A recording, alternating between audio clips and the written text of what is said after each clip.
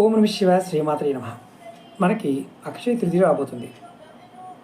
మనకి ఈ అక్షయ తృతీయ ధనాన్ని అత్యంత అధికంగా వృద్ధి చేయడానికి ఒక తేలికైన ఉపాయం చెప్తాను.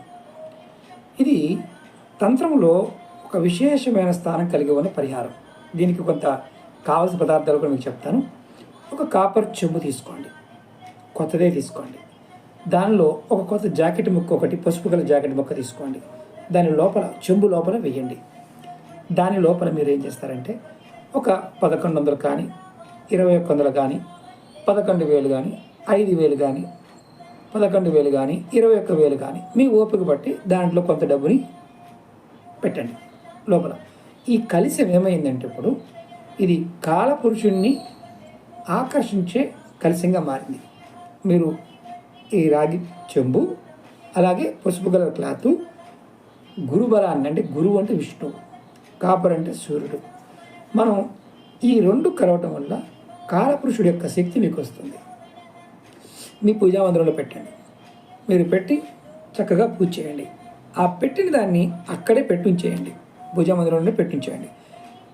మీరు అక్షయ తృతీయ నాడు బ్రాహ్మణ పూజ, అంటే బ్రాహ్మణులకు దాన ధర్మాలు ఇవ్వటం, పేదలకు దాన ధర్మాలు చేయటం, ఇలాంటి కార్యక్రమాలను చేసుకోండి. సాయంత్రం పూటైనా చేసుకోవచ్చు. చేసిన తర్వాత దీన్ని అలాగే ఉంచేయండి. మీరు ఇది చేయటం వల్ల మీకు అనంతమైన సంపద వృద్ధి చెందుతుంది, దినదిన అభివృద్ధి చెందుతుంది. దీన్ని డబ్బులు తీయకుండా అక్కడే ఉంచండి. మీరు వచ్చే అక్షయ తృతీయ వరకు కూడా దానిలో డబ్బు పెట్టే ఉంచండి. మీరు ఎక్కువైనా పెట్టవచ్చు, తక్కువైనా పెట్టవచ్చు, ఇబ్బంది ఏమీ లేదు. ఇది ఒక అత్యంత అద్భుతమైన తాంత్రిక పరిహారం. కానీ ఒకటే ఇది చేశాము అని మిగతా వాళ్ళు చెప్పకూడదు, చెప్తే ఫలితం ఇవ్వదు. కాబట్టి ఇది గుర్తుంచుకోండి. ప్రయత్నపూర్వకంగా అక్షయ తృతీయ నాడు చేయండి.